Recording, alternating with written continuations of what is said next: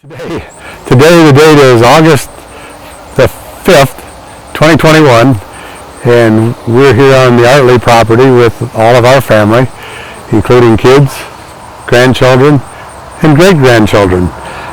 And they wanted to come up here and see where my family had spent a lot of their time.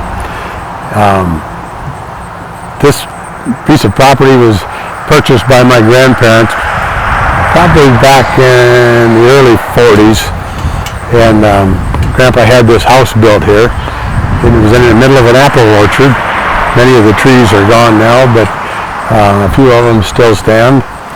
And he had this house built, and he and my grandfather Rupert and my grandmother Lillian and my uncle Dexter, who has Down syndrome, lived here. This house was built, like I said, in the early 40s, late 30s. After my mom and dad were married and I was born, my mom and I came up here for almost a year to live here with my grandparents while my dad finished his service in the Navy. And then when he got out, we all moved to Indiana. So the cabin was actually built somewhere after 1944. I can vaguely remember when they were building that, which would have been a year or two old. And over the years, we would spend the last 2 weeks in August every year up here. My mom had hay fever, and she got relief from that hay fever by coming up here, or at least that's the excuse she got to come home. And we would, the whole family would stay in the cabin. Later on, that cabin became Decca's home and known as Decca's cabin, and he had space in there. In the summertime, he would actually live out there or sleep out there, come in for meals, and had his car collection, and he also liked to play cards. He would take a deck of cards, and one at a time he would throw them into a hat. I think one of us kids showed him how to do that, and it was something he could do with his limited dexterity. And he spent hours and hours of throwing cards and playing with his cars. Our kids remember coming up here, and after Decca was a little older and he got real possessive of his cars, and after the kids would be in there so long, he would politely invite them to leave and chase them out. I think it was something like "Bye-bye, boy," or "Booba," and out the door they would go. But they had to ask permission to get in there. But like I said, my brother and I and sister and parents spent every August up here, so we have a lot of fond memories of this place. And now it's my privilege to bring our kids, grandkids, and great-grandkids up here and tell them a little bit about the history of the Artley Ranch.